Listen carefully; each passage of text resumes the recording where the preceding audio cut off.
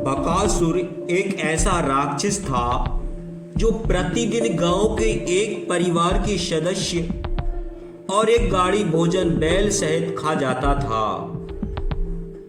तो उस राक्षस बकासुर को कुंती के पुत्र भीम ने कैसे मारा था, तो बकासुर का अंत जानने के लिए वीडियो को पूरा अंत तक जरूर देखिए। तो चलिए वीडियो को शुरू करते हैं। जब घटोत्कच कक्ष बड़ा हुआ तो उसे अपनी मां हिडंबा के पास छोड़कर कुंती अपने पुत्रों सहित वहां से चल पड़ी। मार्ग में उनकी भेंट महर्षि व्यास से हुई। महर्षि व्यास सब कुछ जानते थे। उन्होंने कहा कि सब्र का फल मीठा होता है, अतः अभी प्रतीक्षा करना ही ठीक रहेगा। शीघ्र ही माता कुंती और पांचों पांडव एक चक्रपुर पहुंचे। यह ग्राम उनके रहने के लिए उपयुक्त था। वहां वे भिक्षुकों का वेश धारण करके एक ब्राह्मण के घर में रहने लगे।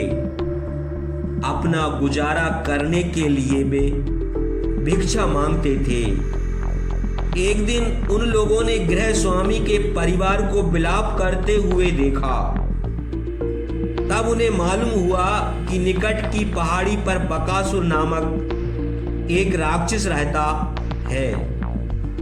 बकासुर के उत्पात से परेशान होकर ग्रामवासियों ने उससे एक समझौता किया था। समझौतों के अनुसार बकासुर के पास रोजाना एक बैलगाड़ी भोजन भेजा जाता था, जिसे लेकर ग्राम के प्रत्येक घर से बारी बारी एक सदस्य जाता था। बकासुर सारा खाना बैलों और गाड़ी चालक को भी खा जाता था। आज ब्राह्मण के इकलौते पुत्र के जाने की बारी थी। यह सब जानकर कुंती ने भीम को बकासुर के पास जाने के लिए कहा। शीघ्र ही भोजन से भरी बैलगाड़ी लेकर भीम बकासुर के पास पहुंचे और स्वयं भोजन खाने लगे। यह देखकर बकासुर क्रोधित हो गया। उसने भीम पर हमला कर दिया। भीम को बहुत दिनों बाद उत्तम भोजन मिला था, अतः वे कोई ध्यान दिए बिना खाते रहे। भोजन करने के बाद उन्होंने बकासुर के शरीर की हड्डियां तोड़ डाली, जिसके कारण उसकी मृत्यु हो गई। बकासुर के मरने पर ग्रामवासी बहुत खुश हुए। अब कुंती ने एक चक्रपुर छोड़ने में ही भलाई समझी।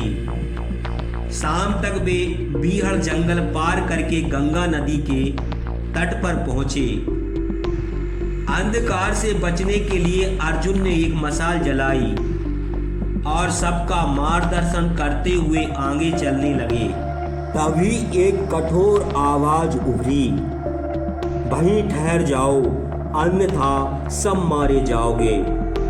अर्जुन द्वारा पूछने पर पता चला कि वह गंधर्वराज अंगारपर्ण है और अपनी पत्नी कुंभीनसी के साथ समय बिताने इस जंगल में आया है।